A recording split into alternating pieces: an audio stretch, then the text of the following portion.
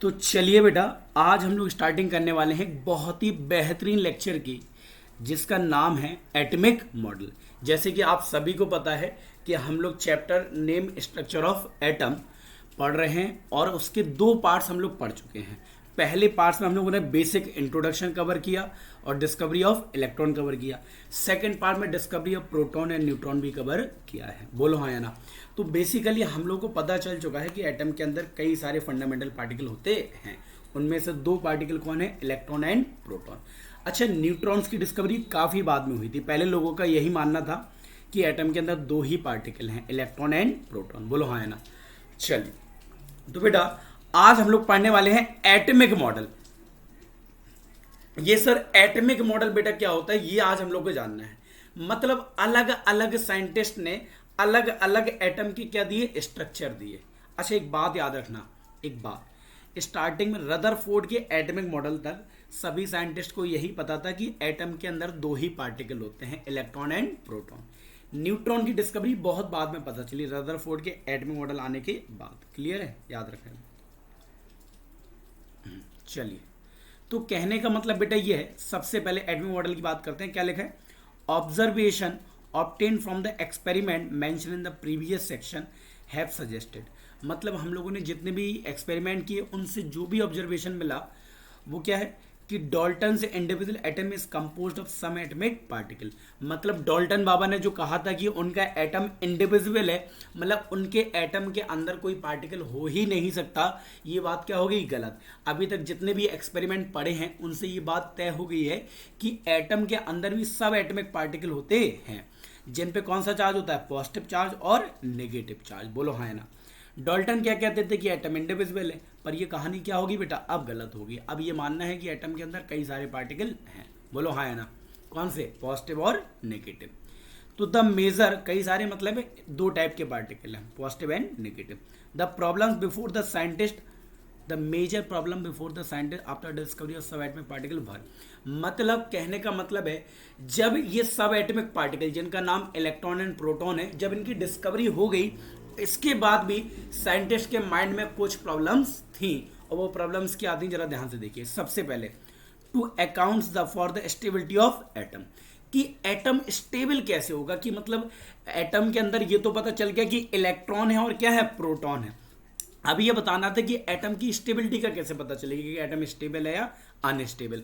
अच्छा, लोगों को ये बात तो पता थी कि एटम स्टेबल होता है, पर उसका कोई उनके पास वैलिड रीजन था ही नहीं कि हम कह सके कि एटम क्या है? स्टेबल। बोलो हाँ ना। तो उन्हें पता लगाना था कि एटम स्टेबल है तो कैसे है। बोलो हाँ ना। दूसरी बेटा, to compare the behaviour of elements in term of both physical and chemical property. मतलब अलग अलग एलिमेंट का फिजिकल प्रॉपर्टी और केमिकल प्रॉपर्टी अलग अलग क्यों होती, इस बात को भी हम पता लगाएंगे। मतलब आपको तो सभी को पता है कि पीरियोडिक टेबल में 118 एलिमेंट है, हर एलिमेंट की फिजिकल और केमिकल प्रॉपर्टी क्या होती है? अलग अलग होती है। तो ये अलग क्यों होती है? सबके अंदर तो एटम होते हैं, तो ये क्यों होती है ये भी हम लोग पता लगाएंगे। अगला क्या है? To explain the formation of different kinds of molecule. मतलब by the combination of different atom. कहने का मतलब है, आप सभी को पता है कि मॉलिक्यूल किससे मिलकर बना होता है? एटम से। तो ये अलग अलग प्रकार के मॉलिक्यूल कैसे बनते हैं? मान लो एटम्स कंबाइन कर रहे हैं तो उनके कॉम्बिनेशन से अलग अलग टाइप के मॉलिक्यूल बनते हैं। ये कैसे बनते हैं इसको भी हम लोग आगे जानेंगे। और last point, to understand the origin and nature of characteristics of EMR absorb by emitted by atom. मतलब जो एटम है, एटम एक टाइप की रेडिएशन को निकालते हैं, एक टाइप की रेस को निकालते हैं, जिसको क्या बोलते हैं? Electromagnetic radiation. इसको ये निकालते भी और एब्जॉर्ब भी करते हैं। तो इनका नेचर के बारे में जानना है कि जो इलेक्ट्रोमैग्नेटिक रेडिएशन एटम इमिट करता है वो कौन सी है, उसका नेचर क्या है और वो कहाँ से, मतलब उसका ऑरिजिन कहाँ से है। बोलो हाँ या ना। अरे आया कि नहीं आया बताओ। एटम के अंदर इतनी बात समझ में आ गई बेटा? तो बेसिकली कितने पॉइंट है? 4 पॉइंट है। पहला पॉइंट है कि साइंटिस्ट को पता लगाना था कि एटम स्टेबल है तो क्यों है। दूसरा, अलग अलग एलिमेंट की फिजिकल केमिकल प्रॉपर्टी अलग अलग होती है, तो ये अलग क्यों है इस बात का पता लगाना था। अलग कि कहने का मतलब है एटम के कॉम्बिनेशन से मॉलिक्यूल बनता है, एटम के कॉम्बिनेशन से मॉलिक्यूल बनता है, अलग अलग मॉलिक्यूल बनते हैं, तो इसका भी पता लगाना था। और ये जो इलेक्ट्रोमैग्नेटिक रेडिएशन एटम निकालता है और एब्जॉर्ब करता है, इनका नेचर क्या है, ये कहाँ से कैसे ऑब्टेन हो रही है, कैसे निकल रही है, कहाँ से निकल रही है, ये भी पता लगाना था। बोलो हाँ है ना, ये बात समझ में आ गई सभी को। चलिए तो बेटा अब है क्या, अब साइंटिस्ट के सामने इतनी सारी प्रॉब्लम्स थी, तो अलग अलग साइंटिस्ट ने अलग अलग एटम का स्ट्रक्चर समझाने की कोशिश की। Different atomic model were propose to explain the distribution of this charge particle in an atom. कहने का मतलब था सभी साइंटिस्ट को यह पता था कि एटम के अंदर दो टाइप के चार्ज पार्टिकल हैं, one is electron and second one is proton. तो अब ये जो इलेक्ट्रॉन और प्रोटॉन है एटम के अंदर से किस तरीके से डिस्ट्रीब्यूटेड है, किस तरीके से फैले हुए हैं एटम के अंदर। जैसे मान लो हमें पता चल जाए कि राज भैया और निखिल भैया जो हैं कि एक कमरे के अंदर है या एक घर के अंदर है, तो घर के अंदर ये कैसे फैले हुए, कहाँ है, कौन से कमरे में है। तो ऐसे ही था कि हमें पता तो चल चुका था कि एटम के अंदर दो टाइप के चार्ज पार्टिकल हैं, पॉजिटिव चार्ज पार्टिकल और एक नेगेटिव चार्ज पार्टिकल। पर ये पॉजिटिव चार्ज पार्टिकल और नेगेटिव चार्ज पार्टिकल एटम के अंदर किस तरीके से फैले हुए हैं ये पता नहीं था। तो साइंटिस्ट का काम था ये पता लगाना। तो अलग अलग एटमिक मॉडल दिए इसको लेकर। Although some of these model were not able to explain the stability of atom. इनमें से बहुत सारे ऐसे मॉडल थे जो एटम की स्टेबिलिटी को ही नहीं समझा पाए कि एटम कैसे स्टेबल है। इनमें से टू ऑफ दिस मॉडल, दो मॉडल में से अगर हम बात करें, एक मॉडल था जे थॉमसन का और एक था अर्नेस्ट रदरफोर्ड का। कहने का मतलब ये दो ऐसे मॉडल है, ये मॉडल मतलब जे थॉमसन ने अपने एटमिक मॉडल तो दिया पर ये क्या नहीं समझा पाए कि एटम स्टेबल क्यों है, रदरफोर्ड बाबा नहीं समझा पाए कि एटम स्टेबल क्यों है। तो ये दो मॉडल आए तो, पर ये एक बात को नहीं समझा पाए कि एटम स्टेबल क्यों है। बोलो हाँ है ना, हम सबको पता है कि एटम स्टेबल होता है, पर ये दोनों साइंटिस्ट समझा नहीं पाए। इन्होंने एटम का तो स्ट्रक्चर दिया, एटमिक मॉडल दिया, पर इनका मेजर ड्रॉबैक क्या था कि ये एटम की स्टेबिलिटी को समझा नहीं पाए। इसके बाद जो साइंटिस्ट आए उन्होंने समझा दिया। बोलो हाँ है ना, अरे बोलो, कोई दिक्कत नहीं, बेहतरीन। चलिए तो सबसे अच्छा बताओ कितने मॉडल आए। जनरली हम सबसे पहला मॉडल कौन सा पढ़ेंगे, जे थॉमसन एटमिक मॉडल, फिर पढ़ेंगे रदरफोर्ड और फिर पढ़ेंगे बोर एटमिक मॉडल। बोलो हाँ है ना। तो चलिए सबसे पहले हम एटमिक मॉडल पढ़ते हैं, थॉमसन मॉडल ऑफ एटम। बहुत ही आसान है, बहुत ही आसान। तो बेटा जे थॉमसन बाबा हैं, इन 1898 प्रपोज डेट, इन्होंने 1898 में कहा कि atom possess a spherical shape. Atom का शेप कैसा होता है, स्फेरिकल होता है। कैसा होता है, स्फेरिकल। और इसकी रेडियस, एटम की जो रेडियस बोल रहे हैं कि 10 की पावर -10 मीटर इतनी हो सकती है रेडियस, जिसके अंदर positive charge is uniformly distributed. बेटा जैसे ये हमने रेड कलर से बनाया, तो मान लो ये पॉजिटिव चार्ज इसमें पूरी तरीके से फैला हुआ है, पूरी तरीके से फैला हुआ है, पॉजिटिव चार्ज पूरे में फैला हुआ है। बोलो हाँ है ना, बराबर बिल्कुल बेहतरीन तरीके से। ये मान लो ब्लैक पार्ट जो दिख रहा है आपको, पॉजिटिव ही पार्ट है। बोलो हाँ है ना। In such a manner as to give the most stable electrostatic arrangement, मतलब इस तरीके से अरेंज है कि सबसे ज्यादा स्टेबल अरेंजमेंट है एक तरीके से, मतलब इससे ज्यादा स्टेबल अरेंजमेंट हो ही नहीं सकता। Many different names are given to this model. फिर से सुनिएगा जरा ध्यान से, एक लाइन उन्होंने बोली कि इन्होंने क्या बोली, जे थॉमसन ने 1898 में एक मॉडल दिया जिसमें उन्होंने कहा कि एटम का शेप कैसा होता है, स्फेरिकल शेप, और जिसके अंदर पॉजिटिव चार्ज पूरी तरह में फैला हुआ है और जो इलेक्ट्रॉन है उसमें एम्बेडेड है, इलेक्ट्रॉन उसके अंदर फंसे हुए हैं, और इस तरीके से फंसे हुए हैं कि इलेक्ट्रॉन और पॉजिटिव चार्ज पार्टिकल, जो पॉजिटिव चार्ज पार्टिकल हैं, इनके बीच में एक particular electrostatic force of attraction है, जिससे एटम क्या है, स्टेबल है, according to J Thomson. J Thomson कह रहे हैं कि हमने ऐसा देखा है कि एटम के अंदर इलेक्ट्रॉन और प्रोटॉन इस तरीके से अरेंज है कि जिससे पूरा का पूरा एटम स्टेबल है। बोलो हाँ है ना।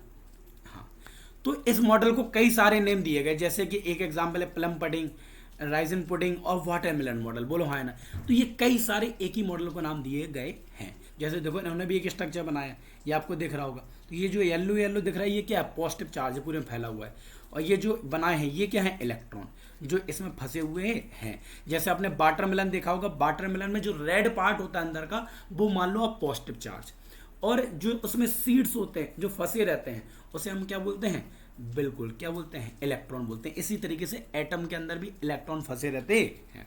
आ गया कि नहीं आ गया बताओ, अरे आ गया कि नहीं आ गया, बेहतरीन तरीके से। आज तो एक तो गला बैठा हुआ है तो आवाज ही नहीं निकल रही। हाँ चलिए, तो बेटा अब है क्या, जरा ध्यान से सुनो। इन्होंने कहा कि जैसे वाटरमेलन में क्या होता है, देखो यहाँ पे जैसे वाटरमेलन में क्या होता है बेटा, प्लम पुडिंग का मतलब है जो प्लम्स हैं। हाँ, ये बात समझ में आई। प्लम पुडिंग का मतलब समझते, प्लम पुडिंग देखा है तुम लोगों ने कभी? अरे प्लम पुडिंग देखा, प्लम पुडिंग नाम सुना है कहीं, कहाँ सुना है बताओ जरा। हम्म, नहीं सुना। चलो अभी हम दिखा भी देंगे। कहने का मतलब है जैसे वाटरमेलन में जो रेड वाला पार्ट होता है पॉजिटिव चार्ज, ऐसे ही बेटा, ऐसे ही बेटा पुडिंग होता है, केक टाइप का होता है। ठीक है, जब हम तुम्हें दिखा दें, अगर अगर मिल गया इस पे तो हम दिखा दे रहे हैं।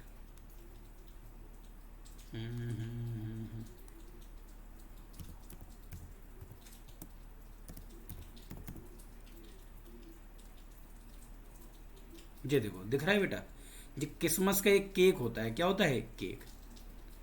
अब जो केक दिख रहा है, किसमस का एक केक है, इसमें ये प्लम्स ऊपर से लगे हुए दिख रहा है आपको, दिख रहा है? ये ऊपर से प्लम्स लगा देते हैं, ये पूरा का पूरा केक है। हाँ, हम बता भी चुके हैं क्रिसमस में एक केक होता है, बिल्कुल इसी तरीके से जैसे केक्स में। हाँ बिल्कुल, बहुत बढ़िया।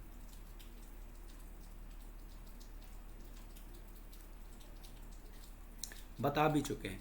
जैसे वाटरमेलन में क्या होता है कि रेड पार्ट के अंदर इलेक्ट्रॉन फंसे रहते हैं, ऐसे ही प्लम पुडिंग में, पुडिंग के अंदर क्या क्या फंसे रहते हैं? पुडिंग के अंदर प्लम्स फंसे रहते हैं। बोलो हाँ या ना?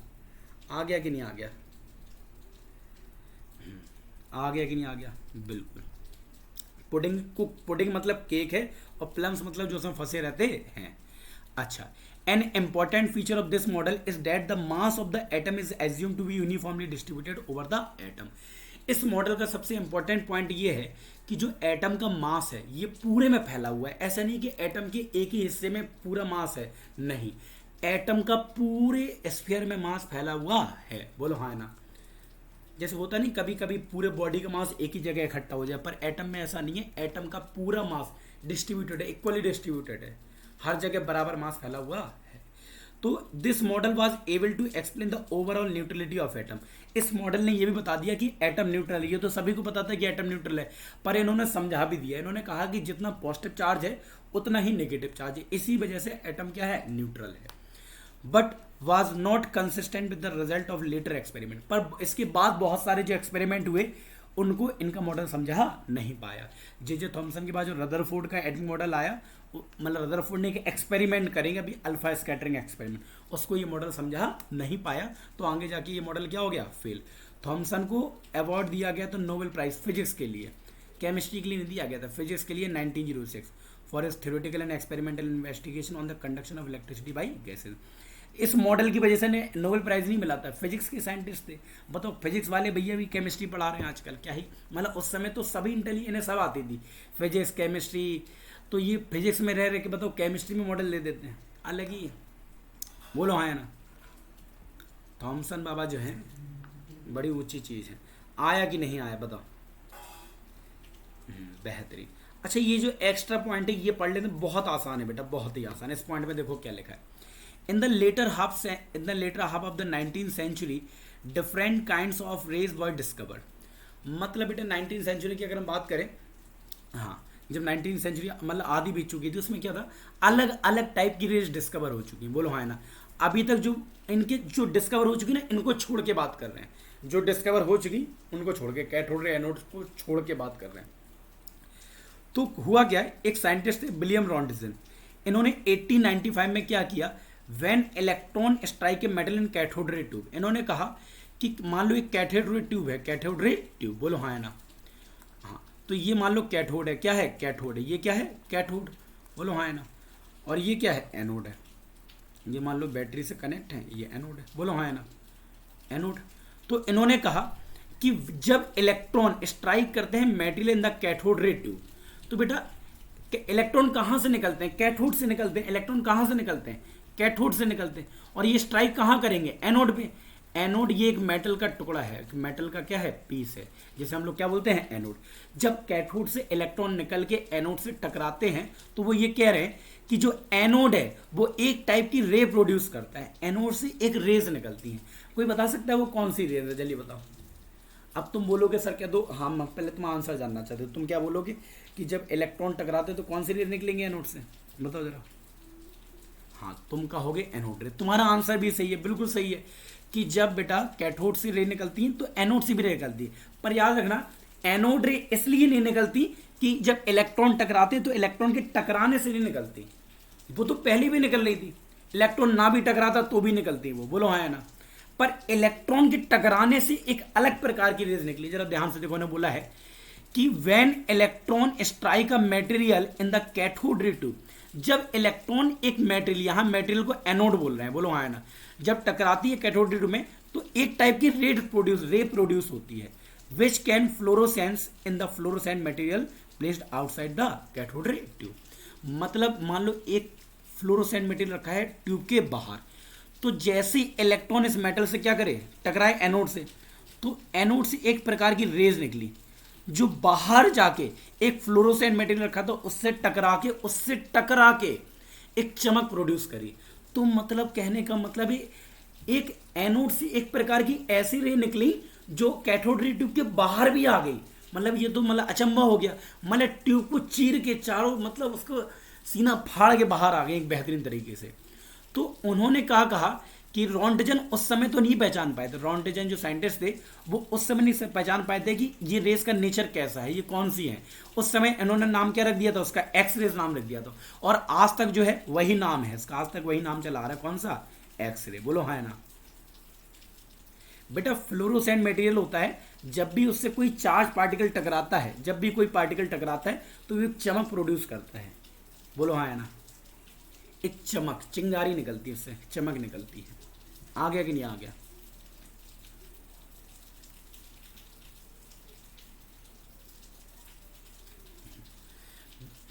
कौन सी रेस की बात कर रहा है राज, कौन सी रेस की बात, अनुराग कौन सी रे की बात कर रहे हैं बेटा? देखो एनोड से एनोड रे तो निकलेंगे, वो तो जाएंगे कैथोड की तरफ, पर एक रेज हम कह रहे कि अगर आप कोई मेटल लो, कोई भी मेटल लो, अगर आप इसमें इलेक्ट्रॉन क्या करा दो, हाँ इलेक्ट्रॉन मतलब पास करा दो, इलेक्ट्रॉन हिट करा दो किसी मेटल से, तो मेटल से एक प्रकार की रेज निकलती हैं और उन रेज का नाम क्या होता है, एक्स रेज। और इनकी पेनिट्रेशन पावर बहुत होती है, बोलो हाँ ना, तो लिखा भी होगा यहाँ पे, it was notice that X ray produce effectively when electron strike the dense metal anode. बोलो हाँ ना, और एनोड को यहाँ पे क्या बोल रहे हैं, टारगेट बोल रहे हैं। बोलो हाँ ना, वो ये कह रहे हैं कि एक्स रे कब बनती हैं, जब कोई इलेक्ट्रॉन एक डेंस मेटल एनोड से टकराता है, कोई भारी हैवी मेटलों से जब टकराएगा तो उस एनोड से या उस मेटल की पीस से एक प्रकार की रेज निकलेंगी जिनका नाम होता है क्या बेटा, NOx रेज। बोलो हाँ ना। हाँ, these are not deflected by the electric and magnetic field. इसका मतलब है ये कह रहे हैं कि जो एक्सरे निकली है, एक्सरे इलेक्ट्रिक फील्ड और मैग्नेटिक फील्ड की प्रेजेंस में मुड़ती नहीं है। मुड़ने ना मुड़ने का मतलब क्या है कि उन पर कोई चार्ज ही नहीं है। एक्सरे पे अगर कोई चार्ज होता है तो इलेक्ट्रिक फील्ड और मैग्नेटिक फील्ड की प्रेजेंस में मुड़ जाती, तो इसका मतलब एक्सरे पे कोई चार्ज नहीं है। और उन्होंने बोला है कि and have a very high penetrating power, उनकी पेनिट्रेटिंग मतलब आर पार जाने की टेंडेंसी बहुत ज्यादा है। आप लोगों को तो पता है एक्सरे हमारे बॉडी के आर पार चली जाती है, बोलो है ना, तो कितनी ज्यादा पेनिट्रेटिंग पावर है, ठीक है, थ्रू द मैटर की आर पार जा सकती है। जैसे आपने टीवी में देखा होगा, आत्मा जो है, आत्मा एकदम दीवार के आर पार चली जाती थी, देखा नहीं देखा है, या तुम्हारे शरीर के आर पार भी चली जाएगी, देखा नहीं देखा है, बिल्कुल ऐसे ही भैया एक्सरे हैं। एक्सरे तुम्हारे शरीर के छोड़ो, दीवार के भी आर पार जा सकती है, मतलब इतनी भी नहीं कह सकते, पर शरीर के तो आर पास आसानी से जा सकती है। ज्यादा आत्मा का नाम न लो, रात पता चले सपने में आत्मा ही आ जाए रात में, है फिर तुम डरा जाओ रात में, तो ऐसी चीजें नहीं बोलनी चाहिए, ठीक है बेटा। चलिए, हाँ बेटा, अनुराग भैया कह रहे हैं कि हॉस्पिटल में जो एक्सरे होती है वही, और कौन सी एक्सरे होती हैं, कहने का मतलब है बिल्कुल हॉस्पिटल में तो देखा ही होगा, देखा एक्सरा तो जिंदगी में कभी ना कभी तो देखा ही होगा बेटा, पर वो बेटा हड्डियों का चेकअप कराने के लिए होता है कि हड्डी टूटी कि नहीं टूटी। अब ये नहीं है कि तुम मजे के लिए एक्सरे की मशीन घर ले आओ और डेली तुम कभी उंगली का एक्सरा करो, कभी अपने मतलब कहीं कहीं का एक्सरा करो, तुम जाने कहाँ कहाँ का कर सकते हो, उसके साथ खेलना थोड़ी ना होता है। हाँ, कुल मिला के लाओ बस, यू लाओ का भैया, हम तो मिले मांगने वाली चीज़ थोड़ी ना, करा लाओ बस। ज़्यादा खेलोगे उसके साथ तुम्हें हड्डियाँ चरमरा जाएंगी बेहतरीन तरीके से, पता ही नहीं चलेगा, हड्डियाँ चूर चूर हो जाएंगी थोड़े दिन बाद। हाँ एक्सरे जब हड्डियों से टकराती है ना बेटा, तो बिल्कुल हथौड़े जैसी लगती होंगी हड्डियों को, महसूस नहीं होता, वो अलग बात है। चलो, तो कह रहे हैं कि that is the reason these rays use to study the interior of the object. किसी भी ऑब्जेक्ट के अंदर की चीज़ों को देखना हो तो हम एक्सरे का यूज़ करते हैं। हमारी बॉडी के अंदर की हड्डियों को देखना हो तो हम किसका यूज़ करते हैं? एक्सरे का। ऐसा तो है नहीं है कि एक टुक्का किया अपने बॉडी में और वहाँ से देख रहे हैं कि भैया जो है दूरबीन लगा के कौन सी हड्डी टूट गई। ऐसा होता है क्या? हमारे यहाँ तो भैया ऐसा बिल्कुल नहीं होता है कि भैया किसी की हड्डी टूट गई तो उसके बॉडी में उसी जगह टुक्का कर दिया और टुक्के में दूरबीन लगा के देख रहे। ऐसा तो नहीं होता। एक्सरे डालते हैं जो ना तुम्हें दिखती है ना हमें दिखती हैं, बॉडी में जाती हैं और इमेज बना देती हैं। बोलो है ना। इन रे की जो वेवलेंथ है वो बहुत कम होती है और हाँ, इनके अंदर इलेक्ट्रोमैग्नेटिक कैरेक्टर होता है। अभी इलेक्ट्रोमैग्नेटिक कैरेक्टर हम लोग पढ़ेंगे क्या होता है, ठीक है। चलो, तो बेटा अगर कोई पूछे कि एक्सरे कैसे बनती है, बता सकते हो? बताओ एक्सरे कैसे बनती है, जल्दी से बताओ। अगर इफ एनीवन, हाँ, कोई भी पूछे कैसे बनती है एक्सरे तो आप आसानी से बता सकते हो। जल्दी बताओ। बताओ, तब तक हम पानी नहीं पी लें। बस खत्म ही है बेटा आज। बहुत बेहतरीन।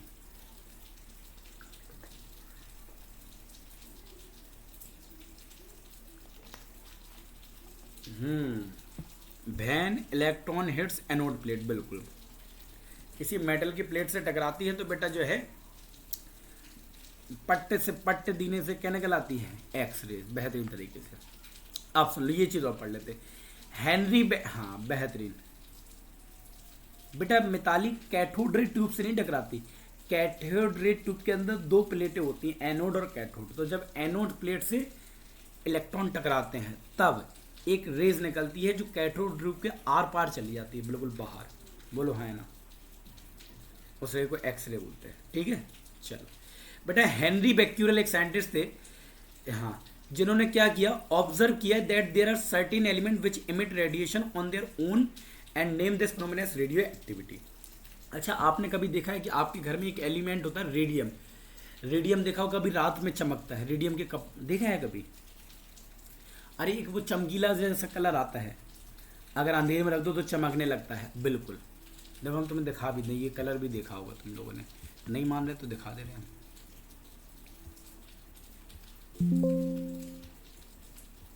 रेडियम तो देखा होगा, हम सभी ने देखा होगा।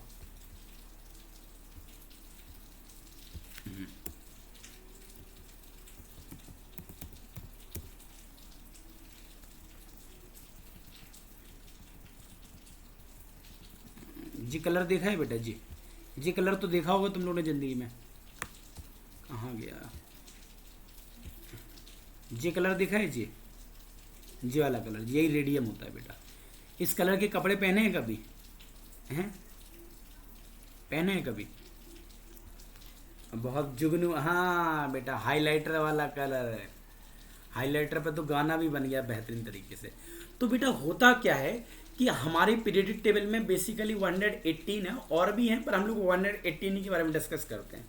तो उनमें से कुछ एलिमेंट क्या हैं कि उन्हें अगर आप रख दो तो वो उनके अंदर से अपने आप कुछ रेडिएशन निकलती है अपने आप, और इन्हीं इस प्रोसेस को क्या बोलते हैं? Radio activity.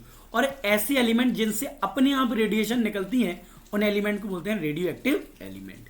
ये पहचाना किसने था? सबसे पहले पहचाना था मैरी क्यूरी और पायरी क्यूरी। बोलो हाँ ना। रदरफोर्ड और फ्रेडरिक सोडी, ये साइंटिस्ट है जिन्होंने इस चीज में कई सारी डेवलपमेंट की है। बोलो हाँ ना। रेडियो एक्टिविटी चैप्टर पढ़ने को मिलेगा जब आप कभी जेई और मेडिकल की तैयारी करने जाओगे, बिल्कुल। तो है क्या? It was observe that 3 kind of rays, that is alpha rays, beta rays and gamma rays are emitted.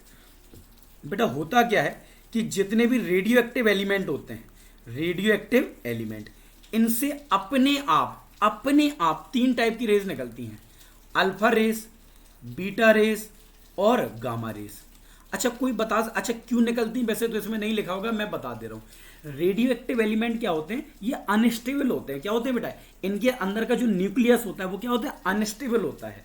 तो वो क्या करता है? स्टेबल होने के लिए वो 3 टाइप की रेज निकालता रहता है, अल्फा, बीटा और गामा। जब तक निकालता रहता है कि जब तक कि वो किसी एक ऐसे एलिमेंट में कन्वर्ट ना हो जाए जो नॉन रेडियो एक्टिव है। बोलो हाँ ना।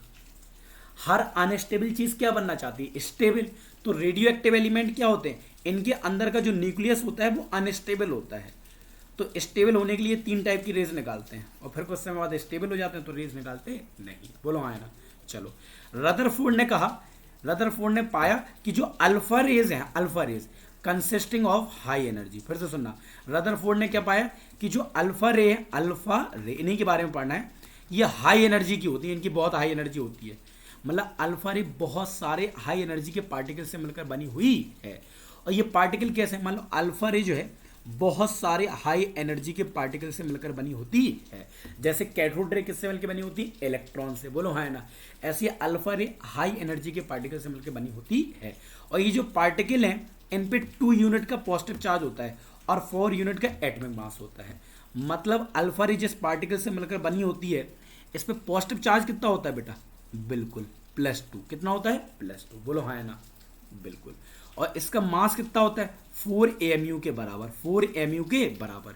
तो बेटा आपको एक बात हम अच्छे से बता दें, जो हीलियम जानते हो, हीलियम का क्या होता है, हीलियम के अंदर देखो अभी तो न्यूक्लियस की डिस्कवरी नहीं हुई पर हम बता दे रहे, तुम लोग तो आज ही के ज़माने के हो तो तुम लोग को पता है कि हीलियम के न्यूक्लियस के अंदर 2 न्यूट्रॉन और 2 प्रोटॉन रहते हैं और बाहर कितने, 2 इलेक्ट्रॉन।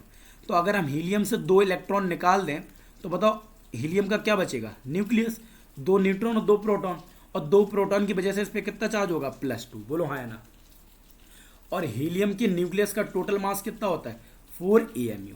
तो बेटा हीलियम के न्यूक्लियस को, ये क्या है, न्यूक्लियस ऑफ हीलियम, तो हीलियम के न्यूक्लियस को ही हम लोग क्या बोलते हैं, अल्फा पार्टिकल। क्या बोलते हैं, अल्फा पार्टिकल। आ गया कि नहीं आ गया बेटा, अरे आ गया कि नहीं आ गया। तो बेटा हम क्या कह सकते हैं, हम कह सकते हैं कि अल्फा रे बहुत सारे, हाँ किससे, हीलियम के न्यूक्लियस से बना होता है। हीलियम के न्यूक्लियस को ऐसे रिप्रेजेंट करते हैं He+2, He+2। बोलो हाँ है ना। तो अल्फा रेस किससे मिलकर होती है, बहुत सारे हीलियम के न्यूक्लियस से। ये क्या है, न्यूक्लियस ऑफ हीलियम। बोलो हाँ है ना। आ गया कि नहीं आ गया। तो अगर आपसे कोई पूछे कि अल्फा रे किससे मिलकर बनी होती है, चलिए बताओ। अल्फा, जैसे आपको याद है कि हाइड्रोजन गैस जब हमने भरी थी तो हमने कहा था कि एनोड रे किससे मिलकर बनी होती है, प्रोटॉन से। वो प्रोटॉन क्या था, हाइड्रोजन का न्यूक्लियस। ऐसी अल्फा रेस किससे, हीलियम से नहीं बेटा, अल्फा रेस किससे मिलकर बनी होती है, अल्फा रेस बनी होती है हीलियम के न्यूक्लियस से, बिल्कुल। और हीलियम के न्यूक्लियस को ही क्या बोलते हैं, अल्फा पार्टिकल, अल्फा पार्टिकल। आ गया कि नहीं आ गया, बिल्कुल, बहुत बेहतरीन। अच्छा, तो हीलियम, देखो इन्होंने बोला helium concluded at alpha particles को क्या बोलते हैं, हीलियम का न्यूक्लियस बोलते हैं। अल्फा पार्टिकल मतलब हीलियम का न्यूक्लियस। तो जब alpha particle combined with 2 electron yielded, हाँ तो वो कह रहे हैं कि जब हीलियम के न्यूक्लियस में अगर हम 2 इलेक्ट्रॉन ऐड कर दें, He+2 में अगर हम 2 इलेक्ट्रॉन दे दें तो क्या बन जाएगा, हीलियम फिर से बन जाएगा। बोलो हाँ है ना। तो अल्फा पार्टिकल अगर 2 इलेक्ट्रॉन के साथ जुड़ जाए तो हीलियम गैस बन जाती है। बोलो हाँ है ना। आया कि नहीं आया, जल्दी बताओ। बिल्कुल। बीटा रेस क्या है, beta rays negatively charge particle है। बीटा रेस पे नेगेटिव चार्ज होता है, बिल्कुल वैसे ही जैसे इलेक्ट्रॉन पे होता है। इलेक्ट्रॉन पे कितना चार्ज होता है, -1। बीटा रेस पे भी क्या होता है, तो एक तरीके से कह दो बीटा रेस इलेक्ट्रॉन से मिलकर बनी हुई है। बोलो हाँ है ना।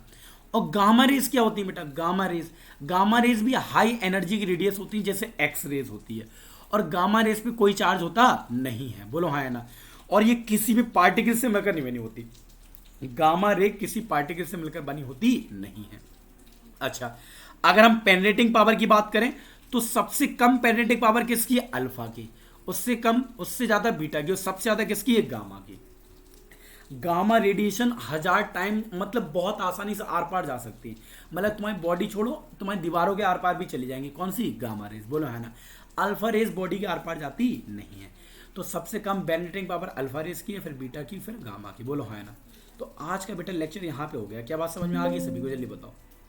तो इतनी बात सच में समझ में आई आप लोगों को। अच्छा, तुम लोगों से एक बात पूछे हैं। हाँ, सबसे पहले हम लोगों ने पढ़ा थॉमसन का एटॉमिक मॉडल, बिल्कुल पढ़ा।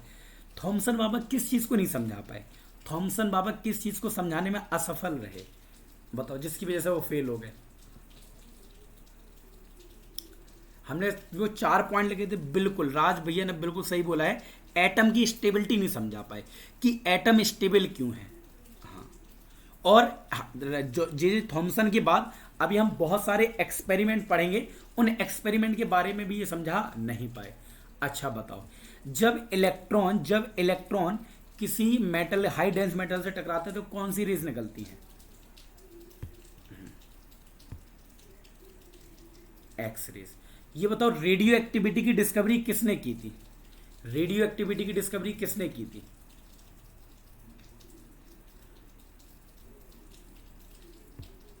अरे वो तो डेवलपमेंट की थी बेटा, पर डिस्कवरी तो हमने लिखा था, स्टार्टिंग में लिखा था, बिल्कुल हेनरी बेक्यूरेल ने, बिल्कुल।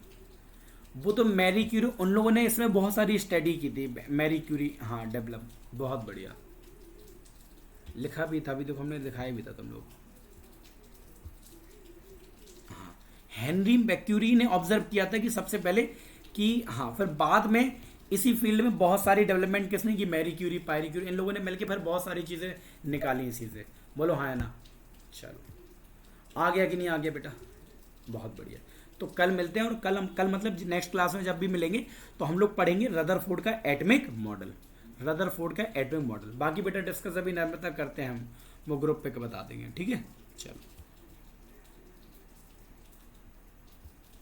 Have a good day to all.